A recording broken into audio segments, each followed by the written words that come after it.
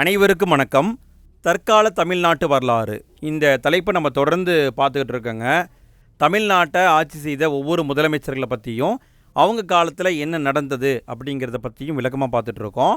முதல் வீடியோவில் ராஜாஜி அவரை பார்த்தோம், இரண்டாவது வீடியோவில் பிரகாசம் அவரை பார்த்தோம். இன்றைக்கி மூணாவது வீடியோ. இந்த வீடியோவில் ஓமந்தூரார் ராமசாமி அவருடைய ஆட்சி காலத்தை பார்க்க போகிறோம்.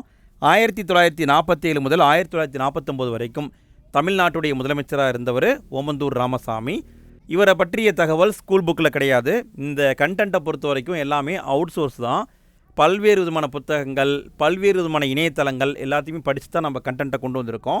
இந்த ஒரே வீடியோவை நீங்கள் பார்த்தா போதும், வேறு எங்கேயுமே டேட்டாவை தேடி அலைய தேவையில்லை. இதே மாதிரி மற்ற வீடியோக்களையும் நீங்கள் பார்க்கணுன்னா ஒரே பிளேலிஸ்ட்டாக மாற்றிருக்கோம். அதுக்கான லிங்க் ஃபஸ்ட்டு கமெண்ட்டில் இருக்குது. அதன் மூலமாக எல்லா வீடியோக்களையும் பார்த்துக்கோங்க. ஓமந்தூர் ராமசாமி திண்டிவனம் பக்கத்தில் இருக்கிற ஓமந்தூர் அப்படிங்கிற ஊரில் பிறந்திருக்காரு. பிப்ரவரி மாதம் 1ஆம் தேதி 1895 பிறந்திருக்காங்க. இதில் நீங்கள் தெரிஞ்சிக்க வேண்டியது பிப்ரவரி 1ஆம் தேதி அவர் பிறந்திருக்காரு, இதை மட்டும் பார்த்துக்கோங்க. டிசம்பர் 1920 நாக்பூரில் காங்கிரஸ் மாநாடு நடந்திருக்கும். அந்த மாநாட்டில் இவங்க கலந்துருக்காங்க. அக்டோபர் 1940 தனிநபர் சத்தியாகிரகம் அதுலேயும் பங்கெடுத்திருக்காங்க. அதுக்காக ஓராண்டு சிறை தண்டனை விதிக்கப்பட்டிருக்கு. 1942 வெளியேனே வெளியேறு இயக்கம் நடந்திருக்கு. அதில் கலந்துக்கிட்டதுக்காக 15 மாதம் சிறை தண்டனை விதிக்கப்பட்டிருக்கு. இந்த தகவலை கேட்பாங்களான்னு கேட்டால் இந்த தகவலை கேட்க வாய்ப்பு ரொம்ப ரொம்ப குறைவு தான். இவருடைய ஆட்சி காலத்தில் என்ன நடந்தது, என்ன சீர்திருத்தம் பண்ணாங்க, அதை வேணால் கேட்கலாம். இவர் எப்படி முதலமைச்சராக வந்தார்னா, இவர் காலத்தில் காங்கிரஸ் கட்சி இரண்டாக பிரிஞ்சிருக்கும். காமராஜர் தலைமையில் ஒரு குழுவாகவும் ராஜாஜி தலைமையில் இன்னொரு குழுவாகவும் இருப்பாங்க. ஓமந்தூர் ராமசாமி இருக்கார் இல்லைங்களா, இவர் காமராஜருடைய ஆதரவால் தான் முதலமைச்சராக வந்திருப்பார். ஓமந்தூர் ராமசாமி அவருக்கும் பிரகாசம் அவருக்கும் இடையே அடுத்த முதலமைச்சர் யாருங்கிற போட்டி வரும். அப்போ 166 வாக்கில் 70 வாக்குகளை பெற்று பிரகாசம் தோற்றுருவார்.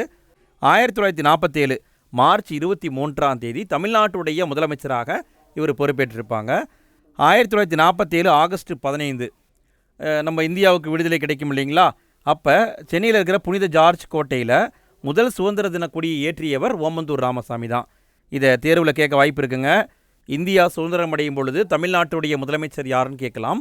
ஓமந்தூர் ராமசாமி அவர்கள் தான். அடுத்து இவருடைய சாதனைகளை பார்க்கலாம்.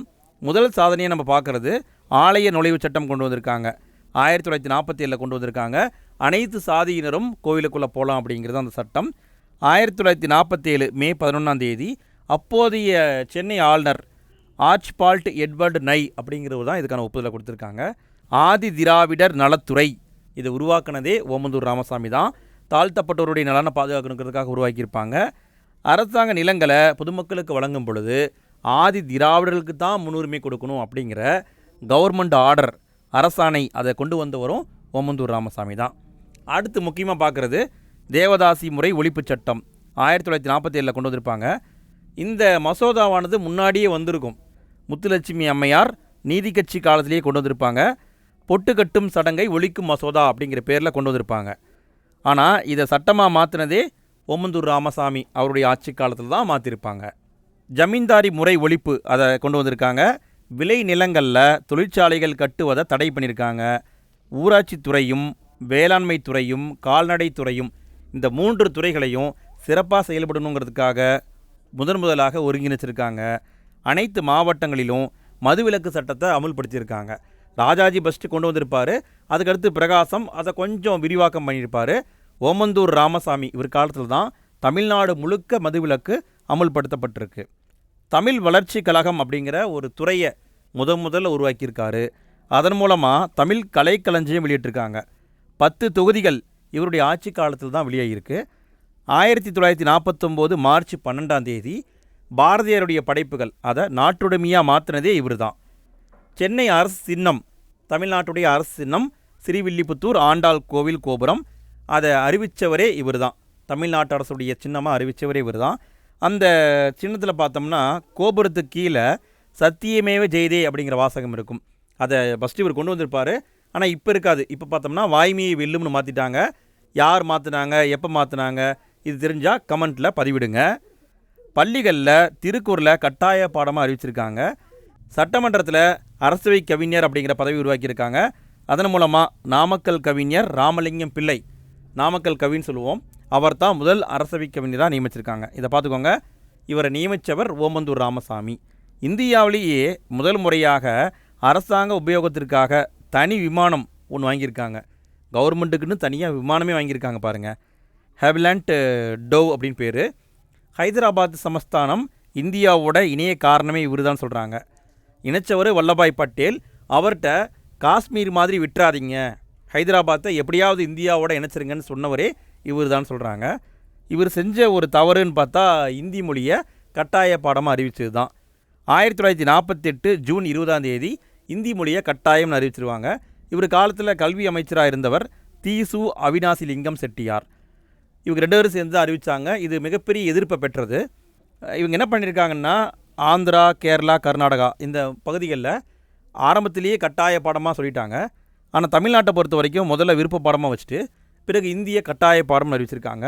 இது பலத்த எதிர்ப்பை பெற்றிருக்கு. 1948 ஜூலை 17 சென்னையில் கண்டன கூட்டம் நடந்திருக்கு. இவருக்கு அரசியல் ரீதியாக மிகப்பெரிய சவாலாக இருந்தவர் அறிஞர் அண்ணா. அறிஞர் அண்ணா அவர் நடத்திய திராவிட நாடு அப்படிங்கிற பத்திரிகையில் தொடர்ந்து எதிர்ப்பு குரலை பதிவு பண்ணிகிட்டே வந்திருக்காரு. இறுதியாக என்ன இருக்குன்னு பார்க்கும்போது இவருடைய கல்வி அமைச்சர் கோவை தீசு அவினாசிலிங்கம் அவர் பதவி விலகிட்டார். இந்த கட்டாயம் அப்படிங்கிறதையும் வாபஸ் வாங்கிட்டாங்க. அப்புறம் தான் இந்த போராட்டமானது முடிவுக்கு வந்திருக்கு. அடுத்து இவர் அரசியலிருந்து விலகிறாரு. எப்போ விலகிறாருன்னா 1949 ஏப்ரல் 6 பதவி விலகிறாரு. இவருக்கு பின்னாடி 1949 சென்னையில் தேர்தல் நடந்திருக்கு. அந்த தேர்தலில் காமராசருடைய ஆதரவோட குமாரசாமி ராஜா என்பவர் முதலமைச்சராக வந்திருக்காரு. அவரை பற்றி நம்ம அடுத்த வீடியோவில் பார்க்கலாம். அடுத்த வீடியோக்களை நீங்கள் பார்க்கணும் அப்படின்னா ஃபஸ்ட்டு கமெண்ட்டில் அதுக்கான லிங்க் கொடுத்துருக்கேன், மறக்காமல் அதை பார்த்துருங்க. ஃப்ரெண்ட்ஸ், இந்த மாதிரி நிறைய தகவல்களை நம்ம ரொம்ப எஃபோர்ட் போட்டு தான் வீடியோவை மேக் பண்ணி போடுறோம். வீடியோவை நிறைய பேர் பார்க்குறீங்க, ஆனால் லைக் போட மறந்துடுறீங்க. லைக் போடுங்க. இதே மாதிரி நிறைய கண்டென்ட்டை நாங்கள் எஃபோர்ட் போட்டு தான் வீடியோ போட்டுக்கிட்டுருக்கோம். அதுக்கு உங்களால் முடிஞ்சதுன்னா மறக்காமல் லைக் போடுங்க ஃப்ரெண்ட்ஸ். கமெண்ட் பண்ணுங்கள், உங்கள் ஃப்ரெண்ட்ஸ்க்கு ஷேர் பண்ணுங்கள், நம்ம சேனலை சப்ஸ்கிரைப் பண்ணி வைங்க. சரி, ஓகே, நம்ம இவரை பற்றிய மதிப்பீடை பார்க்கலாமா?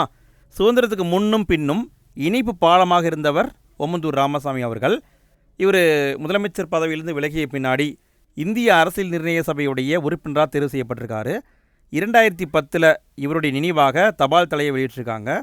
தமிழ்நாடு சட்டமன்ற வளாகம் இருக்கு இல்லைங்களா, அதுக்கு ஓபி ராமசாமி செட்டியார் அப்படிங்கிற பேர் வச்சுருக்காங்க. 25/8/1970 இவர் இறந்திருக்காருங்க. இவரை விவசாய முதலமைச்சர்னு சொல்லுவாங்க. இதை தேர்வில் கேட்க வாய்ப்பு இருக்குது. விவசாய முதலமைச்சர் என அழைக்கப்பட்டவர் யாருன்னு கேட்கலாம். ஓபி ராமசாமி அவர்கள்.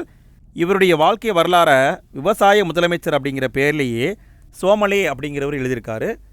இவ்வளோ தாங்க இவரை பற்றிய தகவல் இருக்குது. இவர் பண்ண சீர்திருத்தங்களை மட்டும் நல்லா பார்த்துக்கோங்க நண்பர்களே. கண்டிப்பாக தேர்வில் கேட்க வாய்ப்பு இருக்குது. இவருக்கு அடுத்து வந்தவர் குமாரசாமி ராஜா.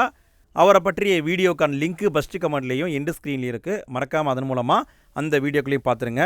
அடுத்த வீடியோவில் மீண்டும் சந்திப்போம். தேங்க்யூ.